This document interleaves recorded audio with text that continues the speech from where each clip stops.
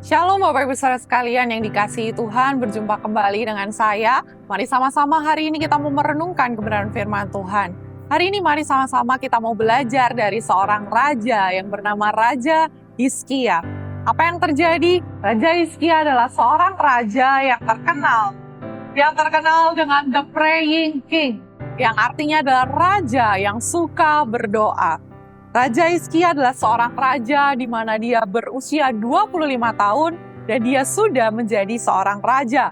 Bukankah sesuatu yang luar biasa? Bahkan dia adalah seorang raja yang cinta Tuhan. Berdasarkan hasil pengamatan dan ketika kita belajar banyak tentang raja-raja di zaman itu, dari sekitar 39 raja Israel, yaitu Raja Yehuda, ternyata hanya 8 raja yang takut akan Tuhan. Salah satunya adalah Raja Hizkia. Jadi seorang raja bernama Raja Hizkia ini dicatat dalam 3 kitab. Ada di 2 Raja-Raja, di 2 Tawari, dan di kitab Nabi Yesaya. Dan kita mau sama-sama belajar apa yang terjadi dengan seorang Raja Hizkia. Raja Hizkia adalah seorang raja yang cinta Tuhan. Bahkan dia meremukkan tugu-tugu berhala.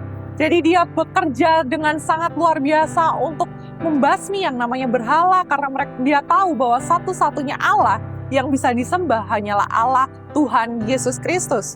Dan saat itu yang terjadi juga di tahun pertama pemerintahannya, raja tersebut juga memperbaiki rumah Tuhan. Wow, ternyata memperbaiki rumah Tuhan sebenarnya juga hal yang susah, Saudara ya. Tapi dia berkorban untuk bisa memperbaiki rumah Tuhan untuk jemaat bisa berkumpul beribadah. Dan yang menarik kita akan buka sama-sama di 2 Raja-Raja pasal yang ke-18 ayat yang ke-5. 2 Raja-Raja 18 ayat yang ke-5 dikatakan demikian, ia percaya kepada Tuhan Allah Israel, dan di antara semua raja-raja Yehuda, baik yang sesudah dia maupun yang sebelumnya, tidak ada lagi yang sama seperti dia. Jadi dia adalah seorang raja yang sangat-sangat luar biasa. Bahkan di ayat yang ke-6, ia berpaut kepada Tuhan, tidak menyimpang daripadanya. Bahkan dia mengikuti dia. Ia berpegang pada perintah-perintah Tuhan yang telah diperintahkannya kepada Musa. Di ayat yang ke-7, maka Tuhan menyertai dia. Kemanapun juga Hizkia pergi berperang, ia beruntung. Ia memberontak kepada Raja Asyur dan tidak lagi takluk kepadanya. Wow, ada satu hal yang luar biasa. Bahkan di ayat yang ke-7 ketika Hizkia berperang, Tuhan menyertai dia dan dia beruntung di dalam Tuhan. Saudara, siapa di sini yang percaya bahwa kita kepingin punya kehidupan yang beruntung? Pasti semua dari kita. Gimana caranya supaya kita punya kehidupan yang beruntung? Kita belajar dari Hizkia. Dia selalu mengandalkan Tuhan, dia cinta Tuhan, dia mentaati perintahnya. Bahkan Hizkia ini seorang yang suka berdoa, dan saya percaya ketika kita menjadi pribadi yang taat dan setia, kehidupan kita akan beruntung juga dalam Tuhan. Ketika kita berperang setiap hari, kita pasti juga berperang, sama seperti Hizkia. Kita bukan berperang melawan tentara, Saudara ya, tapi kita berperang melawan masalah kita, persoalan kita, bahkan pikiran negatif kita pun berperang dengan diri sendiri setiap hari. Tapi saya percaya ketika kita melekat sama Tuhan, kehidupan kita beruntung. Sama-sama katakan, saya beruntung. Tulis di kolom komentar, saya beruntung di dalam Tuhan. Amin. Mari sama-sama kita lanjutkan. Apa yang terjadi kemudian dengan Hizkia? Seperti yang kita tahu, Hizkia adalah orang yang luar biasa. Tetapi Saudara, di Yesaya pasal yang ke-38 ayat yang pertama, kita akan sama-sama buka Yesaya pasal yang ke-38 ayat yang pertama.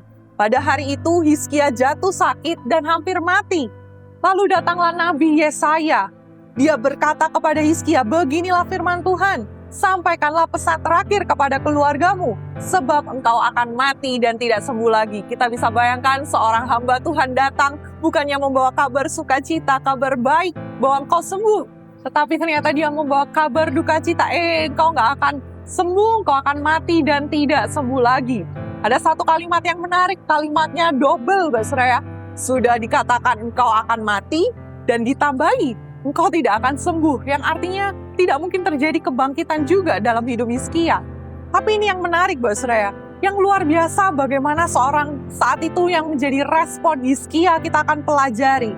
Di ayat yang kedua, lalu Hizkia memalingkan mukanya ke arah dinding dan ia berdoa kepada Tuhan. Sekali lagi, ia memalingkan muka ke arah dinding dan dia berdoa kepada Tuhan. Ia berkata, Tuhan, ingatlah kiranya bahwa aku hidup di hadapan-Mu dengan setia dan tulus hati, dan bahwa aku telah melakukan apa yang baik di mata Tuhan. Kemudian menangislah Hizkia dengan sangat. Maka berfirmanlah Tuhan kepada Yesaya, pergilah, katakan kepada Hizkia, beginilah firman Tuhan Allah Daud bapa leluhurmu, telah kudengar doamu dan telah kulihat air matamu. Sesungguhnya aku akan memperpanjang hidupmu 15 tahun lagi, dan aku akan melepaskan engkau dari kota ini, dari tangan Raja Asyur, dan aku akan memagari kota ini. Wow, luar biasa, seorang hamba Tuhan Yesaya datang. Bukannya harusnya ketika hamba Tuhan datang, saudara, kita bisa bayangkan, mana mungkin hamba Tuhan datang membawa kabar yang buruk gitu ya. Kalau misalnya ada hamba Tuhan hari ini kita minta didoakan, kemudian orang ini berkata, kamu akan mati. Wah, mungkin kita akan menganggap, wah ini hamba Tuhan sesat mungkin ya. Tapi ini yang terjadi. Dan yang luar biasa, respon Hizkia hari itu nggak ngomel sama hamba Tuhannya. Tapi yang menjadi respon Hizkia, dia memalingkan muka dan dia berdoa kepada Tuhan. Memalingkan muka ke arah tembok.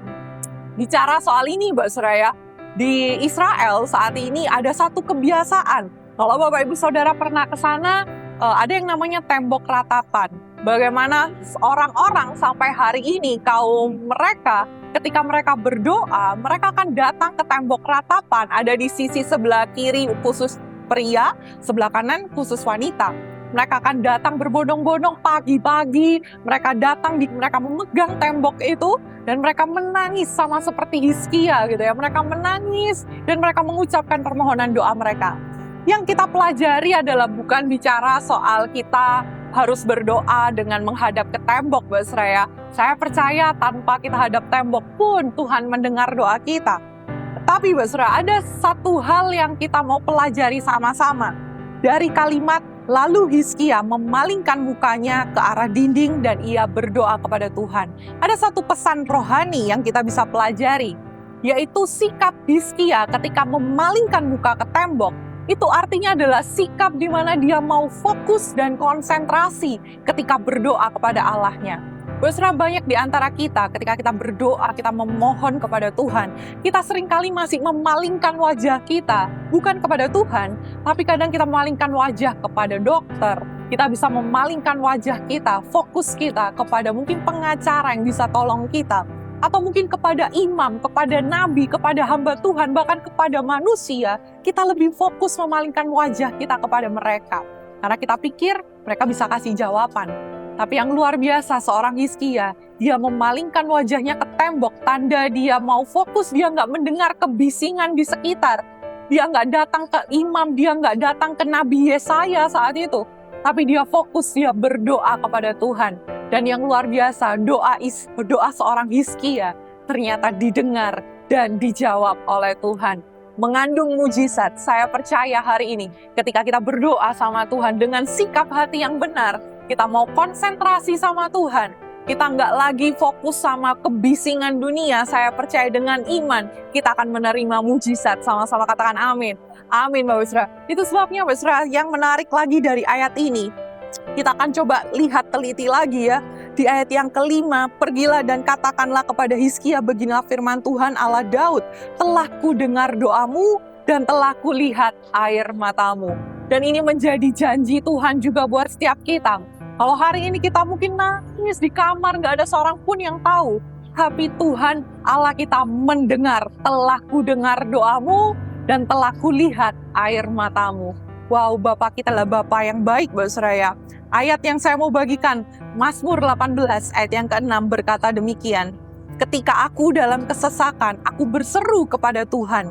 Kepada Allahku, aku berteriak minta tolong. Ia mendengar suaraku dari baitnya.